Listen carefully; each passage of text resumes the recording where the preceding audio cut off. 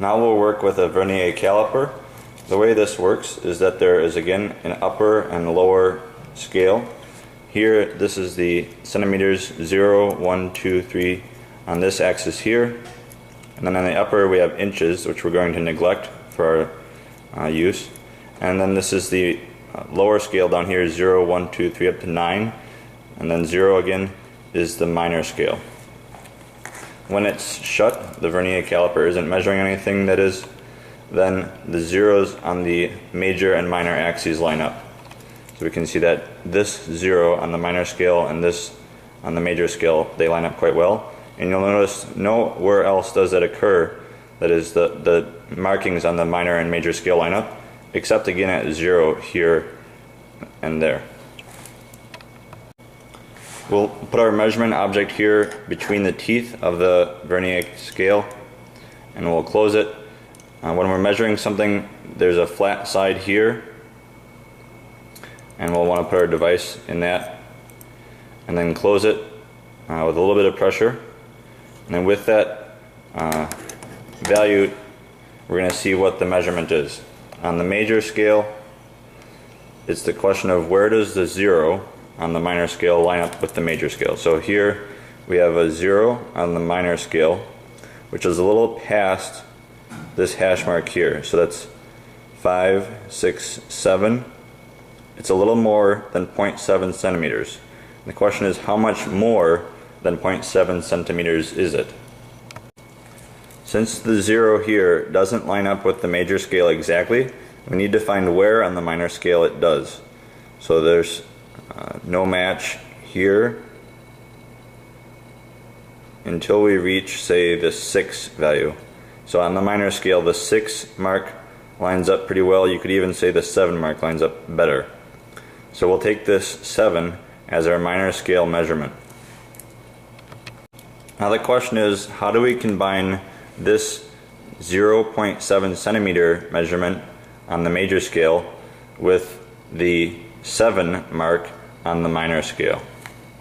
The answer to that is over on the far side of our caliper. There's a little marking that says 0.05 millimeters.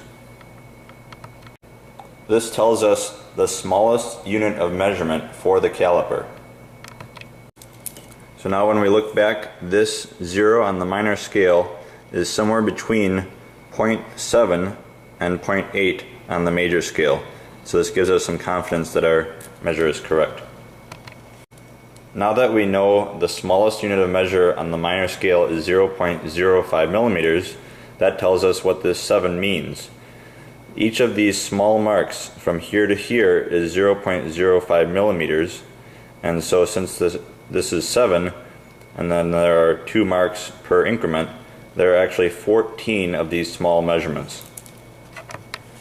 The way we'll combine these sets of measurements, the 0.05 millimeters on the minor scale as the smallest measurement with the major scale of 0.7 centimeters, is we'll take the major plus the number of minor increments, in this case 14, and then multiply that number times the smallest measure.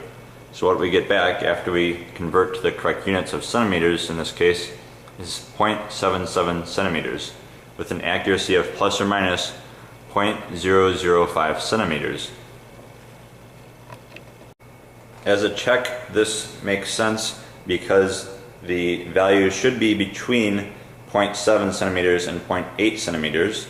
And if we look back at our original measurement, we see that our 0 mark on the minor scale is close to the 0.8. So 0.77 centimeters makes sense.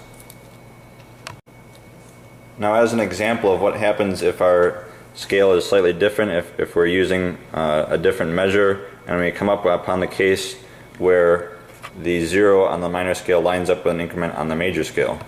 For instance, now I see that the 0 on the minor scale lines up very well with 1.7 on the major scale.